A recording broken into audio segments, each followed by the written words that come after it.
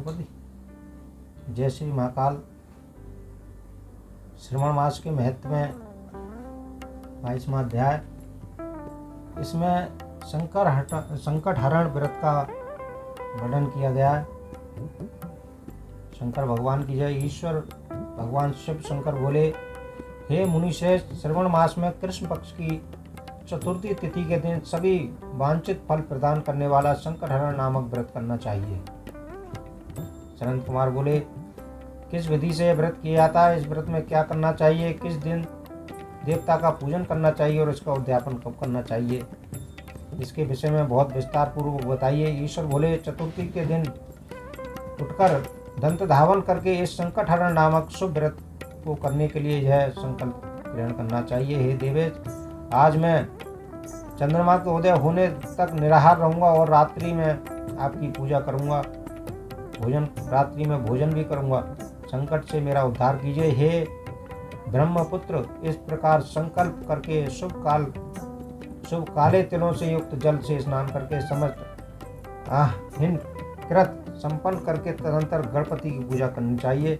बुद्धिमान को चाहिए कि 3 मासे अथवा आधे मासे, 1.5 मासे परिमाण अथवा तृतीयांश, 1 मासे स्वर्ण से अथवा अपनी शक्ति के अनुसार स्वर्ण की प्रतिमा बनाए। स्वर्ण के आभाम में चांदी अथवा तांबे की प्रतिमा शुभ पूर्वक बनाए।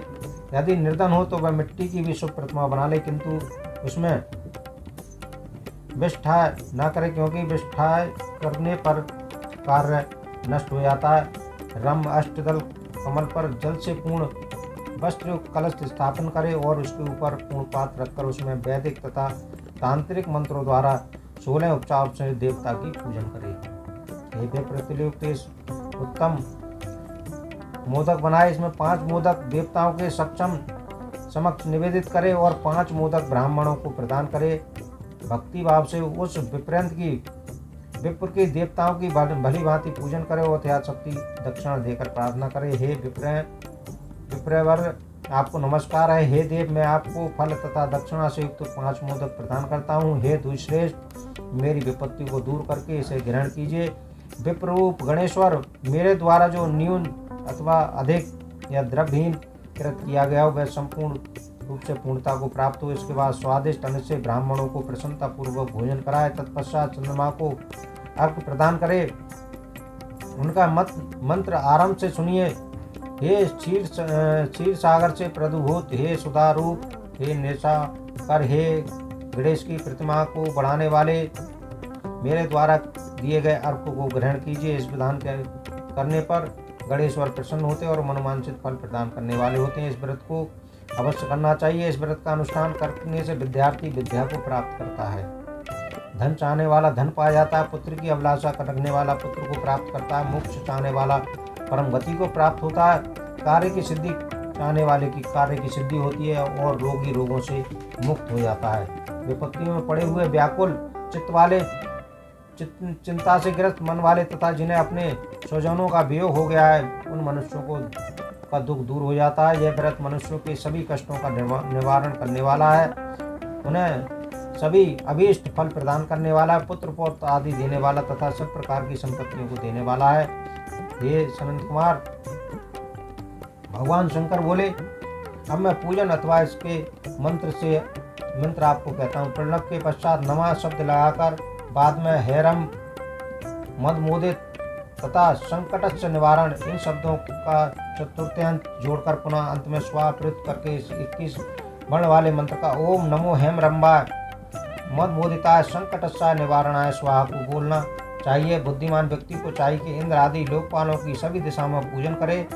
अब मैं मोदकों की दूसरी विधि को आपको बताता हूँ। पके हुए मूंग तथा तिलों से युक्त घृत में पकाए गए अथवा गरी के छोटे छोटे टुकड़ों से मिश्रित मोदक गणेश जी को निवेदित करने चाहिए। तत्पश्चात दुर्वा के अंकुर लेकर इन नाम पदों से पृथक पृथक गणेश जी की पूजन करें। इन नामों को मुझसे सुनिए।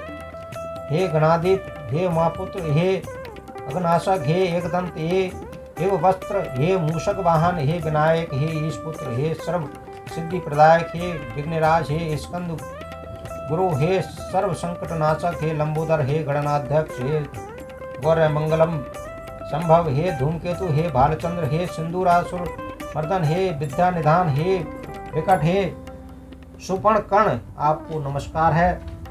इस प्रकार इन 21 नामों से गणेश जी की पूजा करें। तदंतर भक्ति से संपन्न होकर प्रसन्न बुद्धि से गणेश देवता से इस प्रकार प्रार्थना की, हे विघ्नराज, आपको नमस्कार है। हे उमापुत्र, हे अघनाशक, जिस उद्देश्य से मैंने यथाशक्ति आज आपका पूजन किया है, उससे प्रसन्न होकर शीघ्र ही मेरे हृदय स्थित मनोरथ को पूर्ण कीजिए। हे प्रभु, मेरे समक्ष उपस्थित विविध प्रकार के समस्त विघ्नों का नाश कीजिए। मैं यहाँ सभी कार्य आपकी कृपा से करता हूँ। मेरे शत्रुओं की बुद्धि का नाश कीजिए तथा मित्रों की उन्नति कीजिए।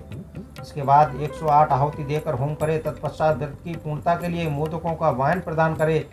उस समय कहे, गणेश जी की प्रसन्नता के लिए मैं 7 लड्डुओं तथा 7 मोदकों का वायन फल सहित ब्राह्मणों को प्रदान करता हूँ। तदंतर हे सत्तम पुण्यदायिनी कथा सुनकर इस मंत्र के द्वारा 5 बार प्रयत्न पूर्वक चंद्रमा को अर्घ देना चाहिए। क्षीर सागर से उत्पन्न अत्रि को उत्पन्न हे चंद्र रोहिणी सत, आप मेरे द्वारा प्रदत्त अर्घ को स्वीकार कीजिए। तत्पश्चात अपने अपराधों के लिए देवताओं से क्षमा प्रार्थना करें और अपने सामर्थ्य के अनुसार ब्राह्मणों को भोजन करा तथा ब्राह्मणों को जो अर्पित किया हो उसे अभिष्ट भोजन स्वयं ग्रहण करें। मौन होकर 7 गिरास ग्रहण करें और यदि अशक्त हो तो इच्छानुसार भोजन करें। इसी प्रकार 3 मास अथवा 4 मास तक विधि पूर्वक इस व्रत को करें। तत्पश्चात बुद्धिमान को चाहिए कि 5वें महीने में उद्यापन करें। उद्यापन के लिए बुद्धिमान को अपने सामर्थ्य के अनुसार स्वर्णमयी गणेश प्रतिमा बनानी चाहिए। तत्पश्चात उस भक्ति संपन्न मनुष्य को पूर्वोक्त विधान से चंदन, सुगंधित द्रव्य तथा अनेक प्रकार के सुंदर पुष्पों से पूजा करनी चाहिए और एकाग्रचित होकर नारिकेल फल से अर्घ प्रदान करना चाहिए। पाय से युक्त सूप में फल रखकर और उसे लाल वस्त्र से लपेटकर वह वायन भक्त ब्राह्मण को प्रदान करे। साथ ही स्वर्ण की गणपति प्रतिमा भी दक्षिणा सहित उन्हें दे।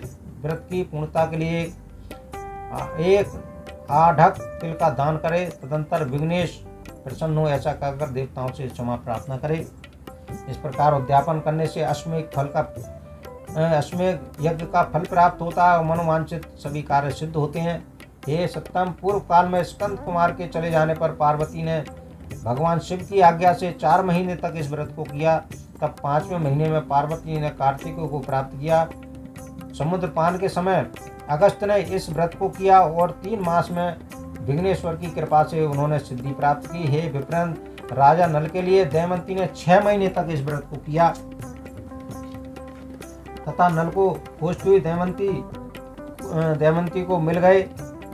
जब चित्रलेखा अनिरुद्ध को बाणासुर के नगर में ले गई थी तब वहां कहाँ गया और कैसे ले गया यह सोचकर प्रद्युम्न व्याकुल हो गए। उस समय प्रद्युम्न को पुत्र शोक से पीड़ित देखकर रुक्मिणी ने प्रसन्न प्रेम पूर्वक उनसे कहा, हे पुत्र, मैंने जो व्रत अपने घर में किया है उसे बताऊंगी, तुम ध्यान पूर्वक सुनो। बहुत समय पहले जब राक्षस तुम्हें उठा ले गए थे तब तुम्हारे वियोगजन्य दुख के कारण मेरा हृदय विदीर्ण हो गया था। मैं सोचती थी कि मैं अपने पुत्र का अति सुंदर मुख कब देखूंगी। उस समय स्त्रियों के पुत्रों को देखकर मेरा हृदय विदीर्ण हो जाता था कि कहीं अवस्था साम्य से मेरा ही पुत्र तो नहीं है।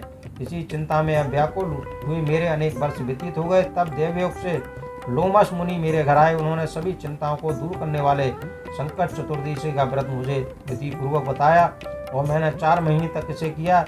इसके प्रभाव से तुम सम्रासुर को युद्ध में मारकर आ गए। अतः निपुत्र, इस व्रत की विधि जान करके तुम भी इसे करो और इससे तुम्हें अपनी पुत्र का पता चल जाएगा। हे विप्र, प्रद्युम्न ने इस व्रत को करके गणेश को प्रसन्न किया। तब नारद जी से उन्होंने सुना कि अनिरुद्ध बाणासुर के नगर में, उसके बाद बाणासुर के नगर में जाकर उसे अत्यंत भीषण युद्ध करके और संग्राम में शिव सहित बाणासुर को जीतकर पुत्र मधु सहित अनिरुद्ध को प्रद्युम्न घर ले आए। हे मुने, इस प्रकार अन्य देवता तथा असुरों से भी विघ्नों की प्रसन्नता के लिए यह व्रत किया जाता है। हे संत कुमार, इस व्रत के समान सभी सिद्धियां देने वाला इस लोक में कोई भी व्रत, तप, दान और तीर्थ नहीं है। बहुत कहने से क्या लाभ, इसके तुल्य कार्य सिद्धि करने वाला दूसरा भी नहीं है। अवक, नास्तिक तथा शठ को इस व्रत का उपदेश नहीं करना चाहिए, अपितु पुत्र, शिष्य, श्रद्धालु, सज्जन को इसका उपदेश करना चाहिए। हे धर्मिष्ठ, हे विधिनंदन, तुम मेरे प्रिय हो तथा लोकोपकार करने वाले हो, अतः मैंने तुमसे इस व्रत का उपदेश कह दिया। इस प्रकार श्री स्कंद पुराण के अंतर्गत श्रवण मास के महत्व में चतुर्थी व्रत कथा नामक 22वां अध्याय संपूर्ण हुआ। शंकर भगवान की जय। अधिक से अधिक लोगों को इस कथा को शेयर कराइए, चैनल को सब्सक्राइब कीजिए। भगवान शंकर आपकी समस्त मनोकामना पूर्ण करेंगे। जय श्री